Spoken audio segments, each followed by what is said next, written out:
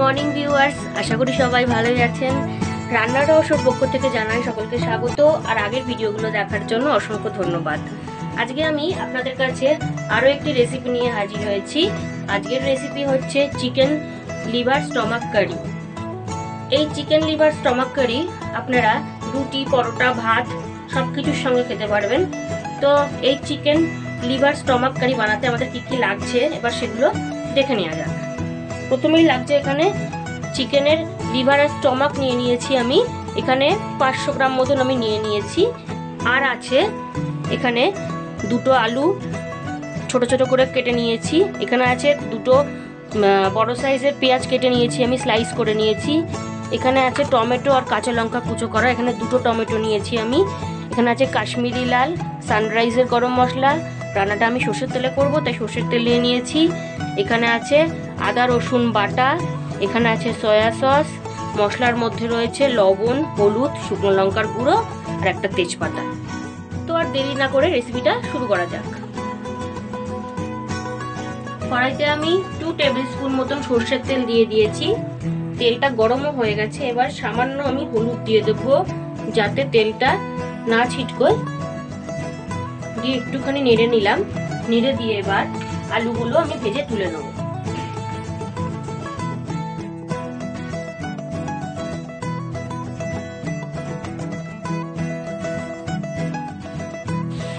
আপনারা দেখতেই পাচ্ছেন আলুগুলো কিন্তু ভাজা হয়ে গেছে। এবার আমি আলুগুলো তুলে নেব।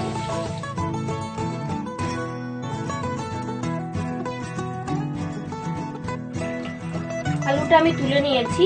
এবার আমি তেলে আরো একটু হলুদ দিয়ে নেব। দিয়ে একটুখানি জাস্ট নেড়ে নিলাম। এবার স্টমাক আর লিভারগুলো আমি একটুখানি জাস্ট ভেজে নেব।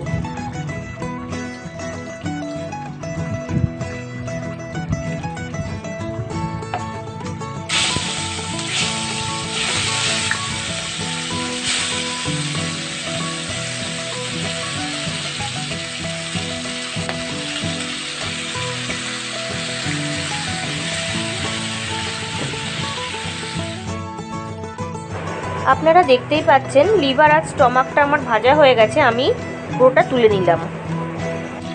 স্টমাক আর লিভারটা আমি তুলে নিয়েছি। এবার আমি একটা তেজপাতা দিয়ে দিচ্ছি তেলের মধ্যে। দিয়ে একটু জাস্ট নেড়ে দেব। নেড়ে দিয়ে স্লাইস করে রাখা পেঁয়াজগুলো সব দিয়ে দিচ্ছি আমি। দিয়ে একটু ভালো করে ভেজে নেব।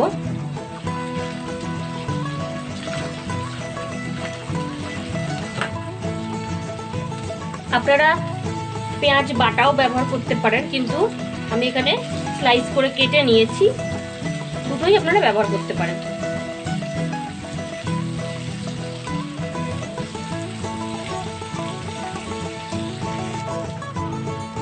আপনারা দেখতেই পাচ্ছেন পেঁয়াজটা কিন্তু সুন্দর করে ভাজা হয়ে গেছে। এবার আমি এর মধ্যে টমেটো আর কাঁচা লঙ্কাটা দিয়ে দিলাম। দিয়ে আর একবার আমি একটু নেড়ে দিচ্ছি। আর দিয়ে দেব সামান্য একটু লবণ যাতে টমেটোটা একটু নরম হয়ে যায়। দিয়ে একটু নেড়ে দিলাম আমি। দিয়ে 2 মিনিটের জন্য আমি একটু চাপা দিয়ে দেবো। 2 মিনিট হয়ে গেছে। এবার আমি একটু চেক করে নেব। আপনারা দেখতেই পাচ্ছেন খুব সুন্দর করে টমেটোটা গলে গেছে। এবার আমি এর মধ্যে 1, 2, 3 টিস্পুন মতন আদা রসুনের পেস্ট দিয়ে দিলাম। দিয়ে ভালো করে আমি মিশিয়ে নেব।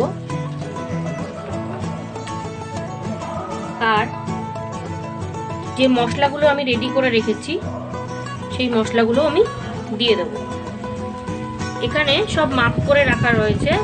1 টিস্পুন হলুদ, 1 টিস্পুন লঙ্কার গুঁড়ো আর স্বাদ অনুসারে লবণ। আমি পুরোটাই দিয়ে দেবো। দিয়ে ভালো করে আমি কষিয়ে নেব।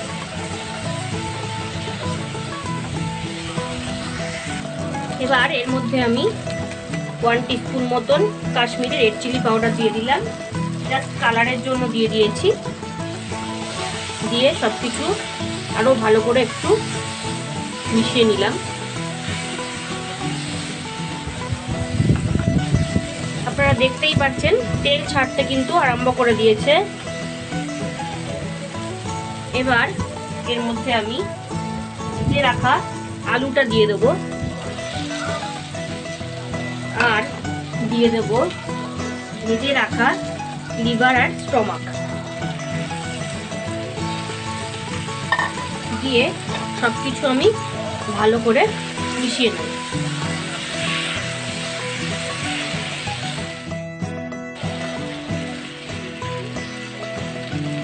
এবার আমি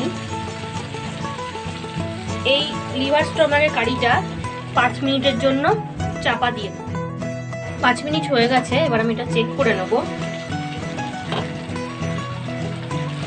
আপনারা দেখতেই পাচ্ছেন মশলাটার সাথে লিভার আর স্টমাকটা কিন্তু খুব সুন্দর করে মিশে গেছে। এবার এর মধ্যে আমি 2 টিস্পুন মতন সয়া সস দিয়ে দিচ্ছি, দিয়ে আরো একবার আমি মিশিয়ে নেব। আরো 5-7 মিনিট আমাকে এই চিকেনের লিভার আর স্টমাকটা আলুর সাথে ভালো করে একটু মাখো মাখো করে নিতে হবে। আপনারা দেখতেই পাচ্ছেন খুব সুন্দর করে কিন্তু কষানো হয়ে গেছে, তেলও ছেড়ে দিয়েছে, দেখুন তেলও ছেড়ে দিয়েছে। এবার আমি এর মধ্যে 1 কাপ মতন গরম জল অ্যাড করে দিলাম, দিয়ে জাস্ট একটু নেড়ে দেব। নেড়ে দিলাম, নেড়ে দিয়ে আমি 5 থেকে 10 মিনিটের জন্য চাপা দিয়ে দিলাম, যাতে স্টমাক, লিভার আর আলুটা ভালো মতন সেদ্ধ হয়ে যায়। 5 থেকে 10 মিনিট হয়ে গেছে, এবার আমি চিকেন লিভার কারিটা একটু চেক করে নেব। আপনারা দেখতেই পাচ্ছেন খুব সুন্দর করে কিন্তু হয়ে গেছে, আলুটাও সেদ্ধ হয়ে গেছে। গ্যাসটা এবার একটু বাড়িয়ে দেব। গ্রেভিটা আপনারা যে যেরকম পছন্দ করেন সে সেরকম রাখতে পারেন। এবার আমি উপর থেকে গরম মশলার গুঁড়ো দিয়ে দেবো। 1 টিস্পুন মতন গরম মশলার গুঁড়ো আমি দিয়ে দিলাম, দিয়ে জাস্ট আর একবার একটু নেড়ে দেবো।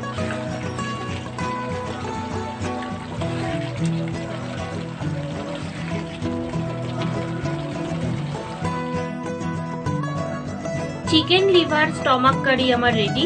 এবার আমি এটা সার্ভ করব। চিকেন লিভার স্টমাক কারি আমার রেডি। ভালো লাগলে আপনারা বাড়িতে ট্রাই করবেন, আর যদি ভালো লাগে তাহলে অবশ্যই লাইক করবেন, শেয়ার করবেন, আর অবশ্যই সাবস্ক্রাইব করবেন, আর ছোট্ট একটা কমেন্টের দ্বারা আমাকে অবশ্যই জানাবেন।